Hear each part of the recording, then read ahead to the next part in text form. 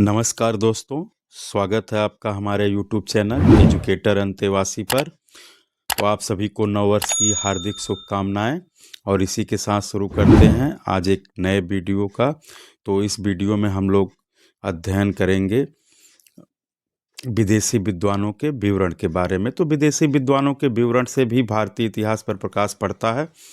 भारतीय इतिहास की कतिपय ऐसी घटनाएं हैं जिनकी जानकारी का एकमात्र स्रोत विदेशी विद्वानों का विवरण है, जैसे सिंध एवं गंधार पर फारस का अधिकार एवं सिकंदर का भारत पर आक्रमण। इनकी जानकारी यवन विद्वानों के विवरण से होती है। इसके साथ ही साथ भारतीय इतिहास की तिथि निर्धारण में भी यवन विद्वानों का महत्वपूर्ण योगदान है। उन्होंने सिकंदर के आक्रमण का तिथिवार वर्णन किया है। इसी तिथि के आधार पर मौर्य शासकों की तिथियां निर्धारित की गई हैं।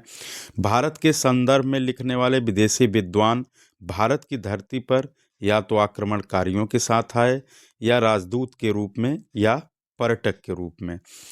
तो आक्रमणकारियों के साथ आने वाले विद्वानों में नेरियाकस, आनेसिक्रिटस, एरिस्टोबुलस तथा अल्बरूनी का नाम उल्लेखनीय है, जबकि पर्यटक के रूप में फाहयान, वेनसांग, इत्सिंग, सुलेमान अल-मसूदी तथा इब्ने खुर्दाद बेह का नाम उल्लेखनीय है।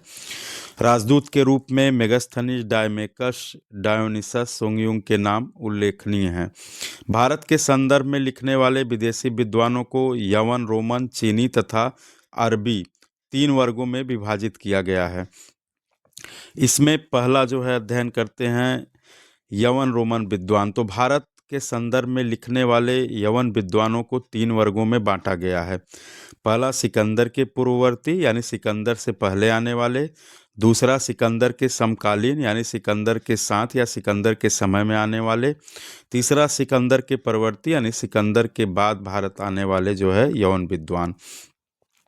सिकंदर के पूर्ववर्ती विद्वान, तो जो सिकंदर के पहले आए उनमें स्काईलैक्स, यह यवन नगर करंडा का निवासी था, लेकिन फारस नरेश दारा प्रथम के यहाँ नौसेना अध्यक्ष के पद पर नियुक्त था।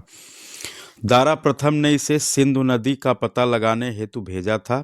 भारत के संदर्भ में लिखने वाला स्काईलैक्स प्रथम यवन विद्वान था। दूसरा है हिकेटियस मिलेटस, यह यवन नगर मिलेटस का रहने वाला था, लेकिन दारा प्रथम के दरबार में रहता था। इसने भारत संबंधी अपना विवरण पेरिया दोसगिस नामक ग्रंथ में लिखा।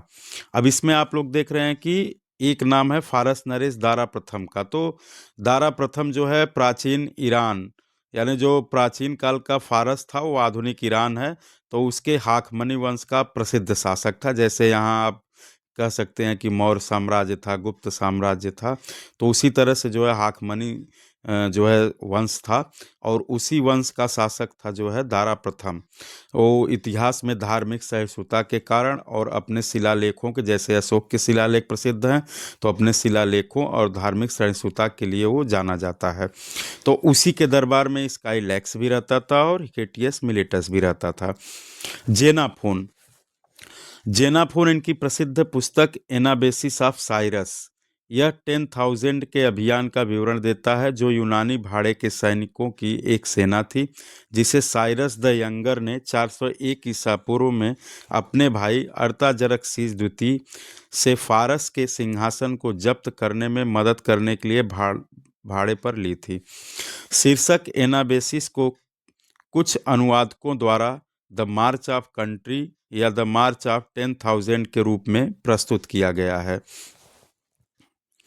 एशिया माइनर और मेसोपोटामिया में सेना की यात्रा की कहानी जेनाफोन का सबसे प्रसिद्ध काम है और मानव इतिहास में सबसे महान रोमांचों में से एक है।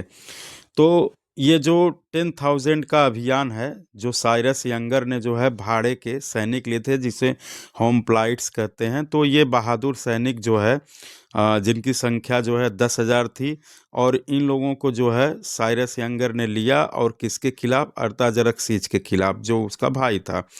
तो इनके बीच जो है भीषण युद्ध होता है, और वो युद्ध जो है क्यूनाक्सा की लड़ाई होती है, और क्यूनाक्सा की लड़ाई में जो है ये तो जीत जाते हैं, जो सैनिक जो है युद्ध तो जीत जाते हैं, लेकिन दुर्भाग्यवश जो उनको वेतन देने वाला होता है साइरस यंगर, वो युद्ध में मारा जाता है, जिसके कारण जो है इनको अब अपने घर लौटना होता है।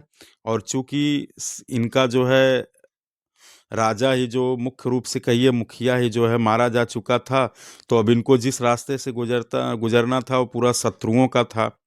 और वहाँ प्रकृत और शत्रु दोनों इनके शत्रु बने बैठे थे। तो बर्फीले जो है क्षेत्रों से गुजरते हुए किसी तरीके से ये सेना जो है लड़ती हुई कैसे कैसे करते हुए 2 साल में 401 से 399 ईसा पूर्व में अपने घर पहुंचते हैं। और इन सैनिकों की जो ये गाथा रहती है, यानी जो रोमांचक कहानी होती है, कि ये लोग जो है रोमांच से भरे और शत्रुतापूर्ण वातावरण से गुजरते हुए प्रकृति से टक्कर लेते हुए और अपने घर को जो है अंततः पहुंच जाते हैं। तो ये कहानी जो है जेनाफोन ने लिखा था, एनाबेसिस ऑफ साइरस। तो ये जो है एक प्रसिद्ध रचना है। जैसे यहाँ पे महाकाव्य है महाभारत वगैरह, उसी तरह से यूनान में जो है ये इनका एक बहुत बड़ा महाकाव्य है। तो अगला जो है हेरोडोटस। तो सिकंदर के पूर्ववर्ती यवन विद्वानों में हेरोडोटस का अत्यंत महत्वपूर्ण स्थान है। यह पहला विद्वान था जिसने इतिहास शब्द का प्रयोग किया था, इसलिए इसे इतिहास का पिता कहा जाता है। हेरोडोटस भारत आए बिना ही भारत के संबंध में लिखा था। भारत संबंधी उसके ज्ञान का आधार फारसी पदाधिकारियों का वर्णन है। इसी आधार पर उसने हिस्टोरिका ग्रंथ में भारत का वर्णन किया है। वह लिखा है कि सिंधु गंधार फारस साम्राज्य का 20वां प्रांत था। यहाँ के निवासी कर के रूप में 360 टैलेंट सोना प्रतिवर्ष देते थे। उसने यह भी लिखा है कि जितने भी लोगों को हम जानते हैं उनमें से भारतवासी सबसे महान हैं। तो ये 360 टैलेंट सोना जो था, ये प्राचीन यूनानी मापक था, और 360 टैलेंट का मतलब आज के हिसाब से 8.3 टन या 8300 किलो सोना जो है होता था, जो ये लोग जो है कर के रूप में देते थे प्रतिवर्ष। केसियस या टेसियस, फारसी नरेश अर्ताजरक्सिस द्वितीय। दरअसल इनके नाम का प्रोनाउंसिएशन जो है बड़ा कठिन है, इसलिए जो है स्पेलिंग कुछ अलग रहती है, नाम कुछ अलग रहता है। तो आप इंग्लिश वर्जन पे विशेष ध्यान दीजिएगा, और इसी से जो है एग्ज़ाम में जब भी पूछता है कोई प्रश्न, तो याद रखिएगा हिंदी से ज़्यादा जो इंग्लिश वर्जन रहता है उसी को मानते हैं। तो आप उस पर भी थोड़ा ध्यान दीजिएगा। तो ये जो है अर्ताजरक्सिस द्वितीय का राजवैद्य था। इसने भारत संबंधी विवरण अपने ग्रंथ इंडिका पर्सिका में किया है। इसने भारत में निर्मित उन 2 तलवारों की प्रशंसा की है जो अर्ताजरक्सिस द्वितीय को देने हेतु बनाई गई थी। इसने भारत के श्वेत लोहे की प्रशंसा की है। टेसियस ने भारतीय राजाओं द्वारा अर्ताजरक्सिस द्वितीय को भेजे गए कुछ उपहार को स्वयं देखा था। तो सर्वप्रथम जो है इंडिका नामक जो ग्रंथ है वो केसियस या टेसियस ने लिखा है, और इसके बाद जो है मेगास्थनीज ने लिखा है। तो जब भी कभी आएगा तो सबसे पहले जो है अगर उस ऑप्शन में केसियस या टेसियस है तो इन्हीं का नाम जो है लिखा जाएगा कि इंडिका के लेखक कौन हैं। और फारसी नरेश जो अर्ताजरक्सिस द्वितीय हैं, ये अकेमेनिड या हाकमनी जो है साम्राज्य के थे, और वंश के अकेमेनिड वंश के राजा थे। और ये जो है डेरियस द्वितीय के पुत्र थे, और 5वीं शताब्दी ईसा पूर्व के अंत और 4थी शताब्दी ईसा पूर्व के प्रारंभ में इन्होंने शासन किया था। और ये फारस के एक महान नरेश थे, महान शासक थे। सिकंदर के समकालीन विद्वान, तो सिकंदर के समय में जो है प्रमुख उल्लेखनीय विद्वान नियारकस, यह सिकंदर के जहाजी बेड़े का एडमिरल था। इसके विवरण के अंश उद्धरण के रूप में एरियन स्ट्रैबो के ग्रंथ में मिलते हैं। इसने लिखा, भारतीय श्वेत रंग के जूते पहनते हैं जो कि अति सुंदर होते हैं। इनकी एड़ियाँ कुछ ऊंची बनाई जाती हैं। हाथी के दांत के काम में भारतीय बहुत पहले से ही कुशल थे।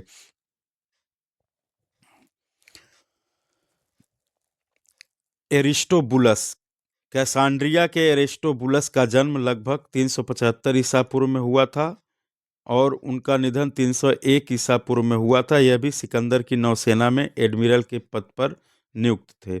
इसने हिस्ट्री ऑफ द वार नामक ग्रंथ लिखा था। एरियन तथा प्लूटार्क ने अपने ग्रंथों को लिखने में इससे सहायता ली है। आनेसिक्रिटस आनेसिक्रिटस का जन्म 360 ईसा पूर्व में हुआ था। उनका निधन 290 ईसा पूर्व में हुआ था। यह सिकंदर का मित्र था। इसने how Alexander was educated, Sikandar कैसे शिक्षित हुआ नामक ग्रंथ लिखा, जिससे पता चलता है कि सिकंदर महान को अमेजन की रानी थैलेस्ट्रिस से मुलाकात का अवसर मिलता है।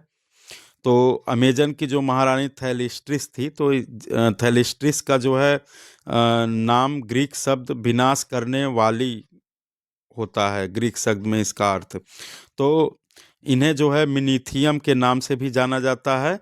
तो एक जो है रानी थी और इनसे जो है मुलाकात जो है सिकंदर का हुआ था। इससे पता चलता है कि सिकंदर ने तक्षशिला के ब्राह्मणों एवं चिंतकों से संपर्क स्थापित करने हेतु नियुक्त किया था।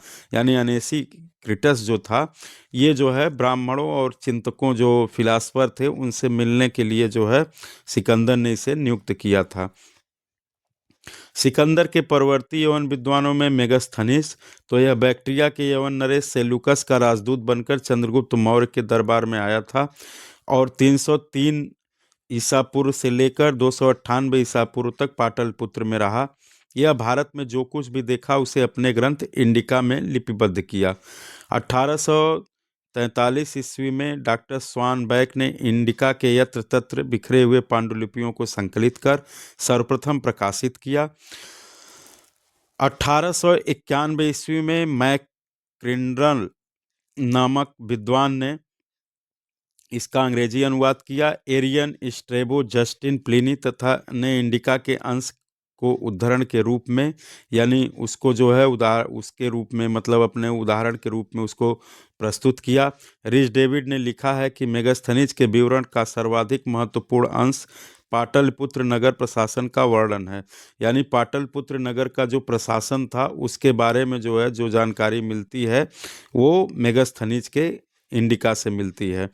स्ट्रैबो, इसने प्रथम शताब्दी ईस्वी में भूगोल यानी जाग्रफी नामक ग्रंथ की रचना की। इस ग्रंथ के 15वें खंड से भारत संबंधी जानकारी प्राप्त होती है। अगला प्लिनी द एल्डर, इसने प्रथम शताब्दी ईस्वी में यानी 77 ईस्वी में नेचुरल हिस्ट्री नामक ग्रंथ लिखा। इसने भारतीय पशु पक्षियों एवं खनिजों का विस्तृत विवरण दिया है। प्लिनी जो है रोम का रहने वाला था। एरियन, द्वितीय शताब्दी ईस्वी में इंडिका, सिकंदर का आक्रमण, इंडिका एनाबेसिस ऑफ अलेक्जेंडर नामक ग्रंथ की रचना की। इसमें सिकंदर के भारत आक्रमण का विस्तृत वर्णन लिखा गया है। पेरिप्लस ऑफ द एरिथ्रियन सी, इसकी रचना यूनान के एक अज्ञात नाविक ने प्रथम शताब्दी लगभग 80 ईस्वी में की थी। उसने भारत में अनेक बंदरगाहों एवं आयातित निर्यातित वस्तुओं का उल्लेख किया है। उसने लिखा है कि भारतवासी रोम को सूती एवं रेशमी वस्त्र, मोती, काले मिर्च और अदरक का निर्यात करते थे। भारत के लोग रोम से सोना, चांदी, तांबा, टिन, मूंगा, लोहबान, मदिरा, गीत गाने वाले लड़के तथा रनिवास के लिए दासियां मंगाते थे। इसमें मुख्यतया भारतीय अर्थव्यवस्था या व्यापार का वर्णन है। यानी इस ग्रंथ में भारतीय व्यापार या अर्थव्यवस्था कैसी थी उसका वर्णन है। दक्षिण भारत में रोम से व्यापार का प्रमाण अरिकामेडु, तो अरिकामेडु वर्तमान में अरिकामेडु भारत के पुदुचेरी केंद्र शासित प्रदेश के अरियांगकुप्पम कोम्यून के कक्यानतोपे गांव में स्थित है। अलगुनकुलम, ये दूसरा जो है जगह है जिसका वर्णन है इसमें पेरिप्लस ऑफ द एरिथ्रियन सी में। तो वर्तमान में तमिलनाडु के रामनाथपुर जिले में वैगाई नदी के तट पर स्थित है। तो यहाँ से जो है प्रमाण मिला है कि भारतीयों का जो है व्यापार यवन या रोम से था। टालमी, यह रोम का विद्वान था। इसने द्वितीय शताब्दी ईस्वी में भूगोल नामक ग्रंथ की रचना की। तो याद रखिएगा, टालमी ने भी लिखा और इसके बाद जो है इंडिका भी कई लोगों ने लिखा, जाग्रफी भी कई लोगों ने लिखा। तो जिनका जैसे क्रम है, अगर वो पहले स्थान पे उनका नाम आता है तो पहले वो माने जाएंगे। अगर वो ऑप्शन में नहीं है या उसमें नहीं दिया गया है तब आप इनको मानेंगे। चीनी विद्वान, चीनी विद्वानों में भारत आने वाले जो चीनी विद्वान थे वो बौद्ध मतानुयायी थे और उनका भारत आने का उद्देश्य बौद्ध ग्रंथों को स्वदेश ले जाना तथा बौद्ध स्थलों का भ्रमण करना था। इस उद्देश्य से भारत आने वाले चीनी विद्वानों में फाहियान, वेनसांग, सुंगयुंग, इत्सिंग आदि प्रमुख हैं।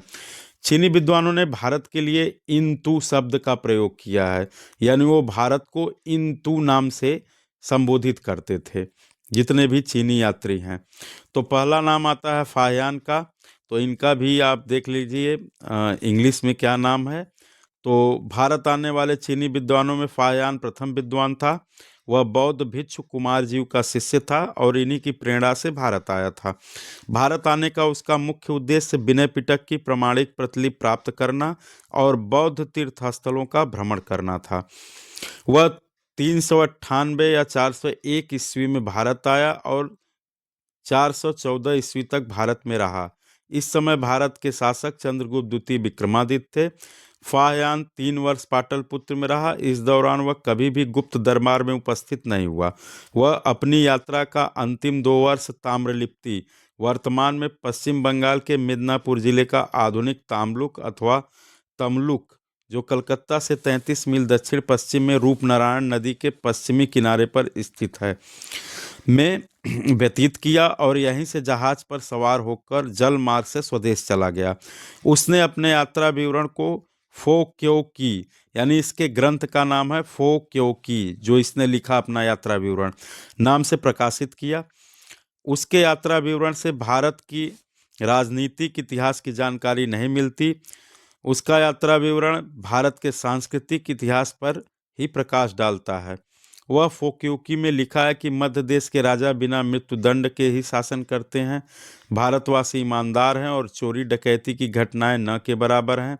बौद्ध धर्म अफगानिस्तान, कश्मीर, पंजाब, मथुरा, गंधार तथा बंगाल में फल फूल रहा था, लेकिन पूर्वी भारत के गौरवशाली बौद्ध नगर वैशाली, श्रावस्ती तथा कपिलवस्तु उजड़े हुए थे।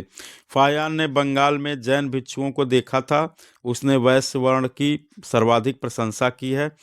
फाहियान ने गुप्त वंश के समकालीन राजा चंद्रगुप्त विक्रमादित्य के नाम का उल्लेख नहीं किया है, चूंकि उनके दरबार में भी नहीं गया था वो। और सबसे बड़ी बात है कि जो भी विदेशी यात्री आएंगे वो अपने देश का वर्णन अधिक करेंगे और उनका जो उद्देश्य रहेगा, यानी इनका उद्देश्य है बौद्ध ग्रंथों की प्राप्ति या बौद्ध, तो ये महात्मा बुद्ध और उनकी शिक्षाओं का वर्णन अधिक करेंगे और बाकी धर्मों का या बाकी व्यवस्थाओं का जो है वो उतना वर्णन नहीं कर पाएंगे, क्योंकि उसमें वो निष्पक्षता नहीं कर पाएंगे। वो सॉफ्ट कॉर्नर कहीं ना कहीं अपने धर्म के लिए सबको होता है। सुंगयुन एक बौद्ध भिक्षु थे। वे बौद्ध ग्रंथों की खोज में 518 ईस्वी में भारत आए थे। महारानी हु ने उन्हें इस यात्रा पर भेजा था। सुंगयुन और उनके साथी हुई सेंग फली और झेंग यावांग फूज वेई की राजधानी लुओयांग से पैदल निकले थे। यानी इनके जो मित्र साथी थे सुंगयुन के, हुई सेंग, दूसरा फली और तीसरा झेंग या वांग फूज, और ये वेई एक जगह है, उसकी राजधानी लुओयांग से पैदल निकले थे। और 522 ईस्वी की सर्दियों में वे 170 बौद्ध ग्रंथों के साथ वापस लौटे। सुंगयुन और हुई सेंग की यात्रा के बारे में उनके विवरण अब खो गए हैं, लेकिन उनकी ज़्यादातर जानकारी दूसरे ग्रंथों में मिलती है। वेनसांग को युआनचांग नाम से भी जाना जाता है, तो युआनचांग या वेनसांग। चीनी यात्रियों में वेनसांग सर्वाधिक महत्वपूर्ण है। वेनसांग का जन्म चीन के लुओयंग नामक स्थान पर सन 602 ईस्वी में हुआ था और मृत्यु 5 फरवरी 664 ईस्वी में हुई थी। इसको भारत यात्रा की अनुमति चीनी सम्राट ने नहीं दी थी, इसलिए वह चोरी से भारत की यात्रा प्रारंभ की। मार्ग में इसे अनेकानेक कठिनाइयों का सामना करना पड़ा। उसने लिखा है कि हमें 2 बार लूटा गया और शिव की पत्नी दुर्गा के समक्ष बलि देने के लिए रखा गया, लेकिन भयंकर तूफान ने मुझे बचा लिया। तो ये किसी आदिवासी क्षेत्र से गुजरा है और वहाँ की जो देवी थी उन्हीं के समक्ष इनकी बलि जो देने की प्रथा थी, उसी का ये शिकार होते होते बचे। तो इन्होंने जो है शिव की पत्नी दुर्गा आदि वर्णन कर दिया। वेनसांग को धार्मिक यात्रियों का राजकुमार, नीति का पंडित तथा वर्तमान शाक्य मुनि के नाम से भी जाना जाता है। तो ये इनके उपनाम है, इस नाम से भी इनको पूछा जा सकता है परीक्षा में। यह सन 629 से 644 ईस्वी 16 वर्ष तक भारत रहा। इस समय उत्तर भारत में हर्ष की सत्ता स्थापित थी। हर्ष से वेनसांग की पहली मुलाकात बंगाल स्थित कलजक नामक स्थान पर हुआ। वेनसांग ने असम, कांची, वातापी सहित देश के विभिन्न भागों का भ्रमण किया। तो असम आप जान ही रहे हैं, भारत का एक प्रदेश है वर्तमान में। कांची तमिलनाडु का प्रसिद्ध धार्मिक नगर है। और वातापी जो है बादामी के चालुक्य राजवंश की राजधानी, कर्नाटक के बागलकोट जिले में स्थित प्राचीन नगर है। तो भ्रमण किया और उसकी मतलब ये वेनसांग की यात्रा विवरण जो है वो सीयूकी नाम से प्रकाशित हुआ। उनका फोक्योकी था और इनका जो है सीयूकी नाम से प्रकाशित हुआ। उसके ग्रंथ से भारत के राजनीतिक सांस्कृतिक दोनों क्षेत्रों की जानकारी प्राप्त होती है। उसके विवरणों में सर्वाधिक महत्वपूर्ण हर्ष द्वारा आयोजित प्रयाग का महादान महोत्सव। तो आप अगर वर्तमान में प्रयाग का मेला लग रहा है, महाकुंभ का मेला, तो वहाँ पे आप जाएंगे तो जैसे ही प्रयागराज शहर से आप आएंगे मेला क्षेत्र में, तो देखेंगे हर्षवर्धन का जो है एक प्रतिमा लगी हुई है। तो हर्षवर्धन जब भी प्रयाग में जो है ये महादान महोत्सव करता था कुंभ के समय, तो वहाँ पे उसके पास जो कुछ भी हुआ करता था सब जो है वो गरीबों में, दुखियों में दान कर देता था। यहाँ तक कि अपने ऊपरी वस्त्र भी दान कर देता था और जितने भी वो पहने रहता था सब कुछ दान करता था, केवल नीचे के वस्त्र को छोड़ करके। तो महादानी शासक था। तथा कन्नौज में वो महामोक्ष परिषद का आयोजन करता था। और वेनसांग ने लिखा है कि हर्ष महायान संप्रदाय का अनुयायी था और अन्य धर्मों के प्रति उसकी रुचि नहीं थी, जबकि ये सरासर गलत है।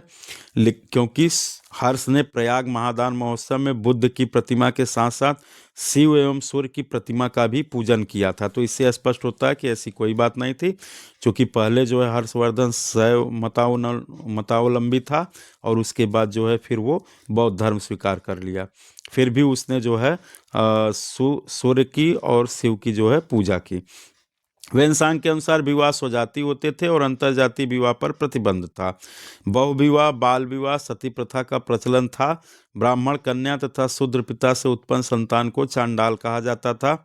तो वेनसांग की जीवनी भिक्षु हुइली ने लिखी, इसका अंग्रेजी अनुवाद बील ने की। अगला यात्री इत्सिंग। तो इत्सिंग एक बौद्ध भिक्षु थे।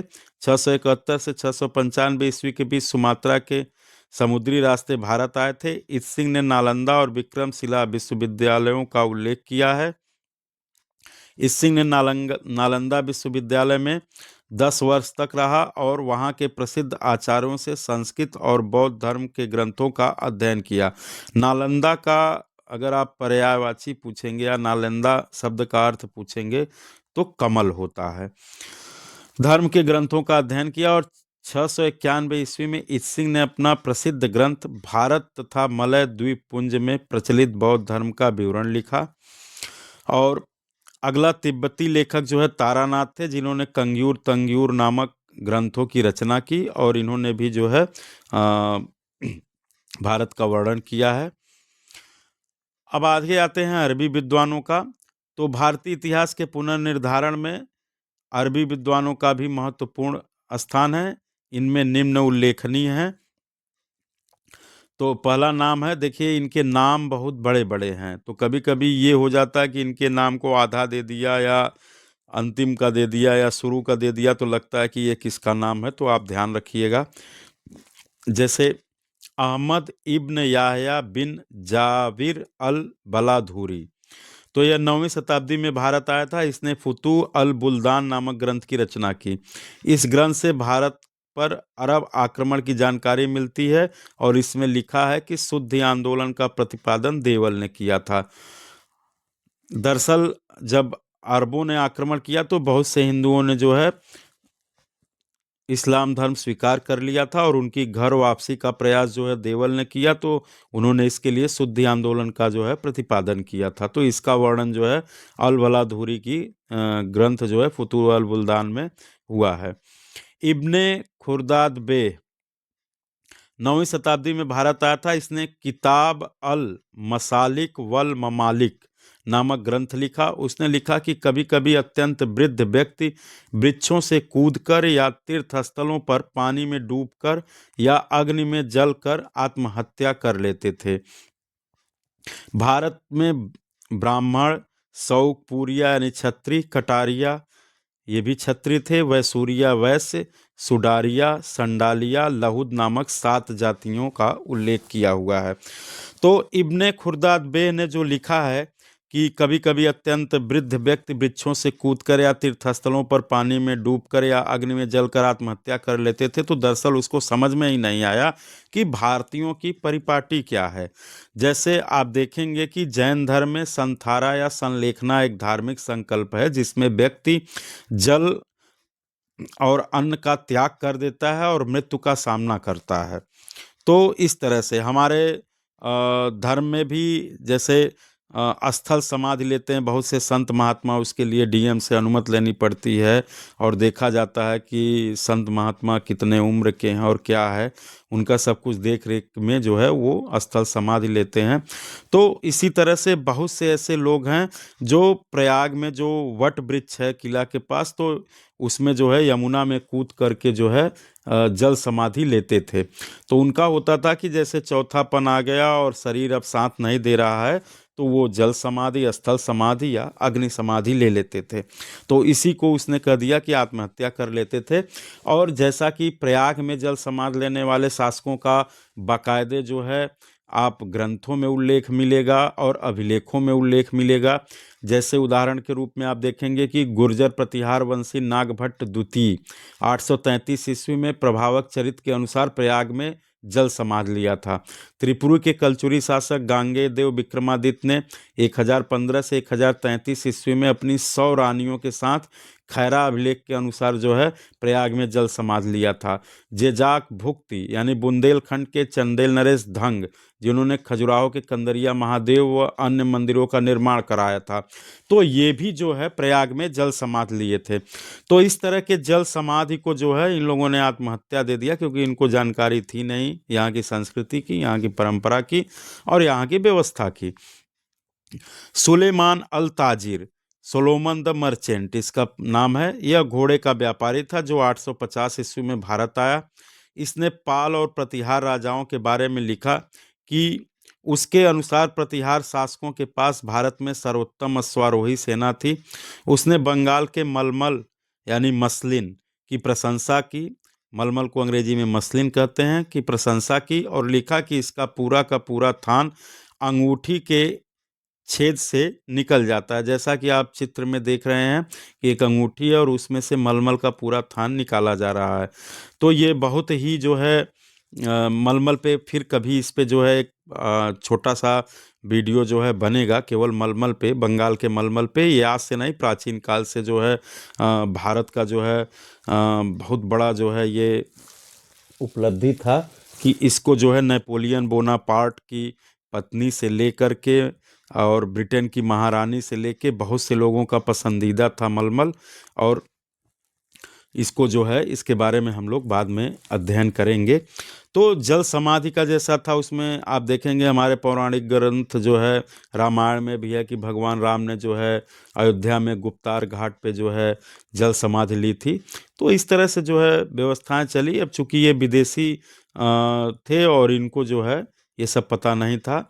अगला नाम है अल मसूदी। यह 941 ईस्वी में भारत आया और 945 ईस्वी तक रहा। इस समय उत्तर भारत में प्रतिहार शासक महिपाल का शासन था।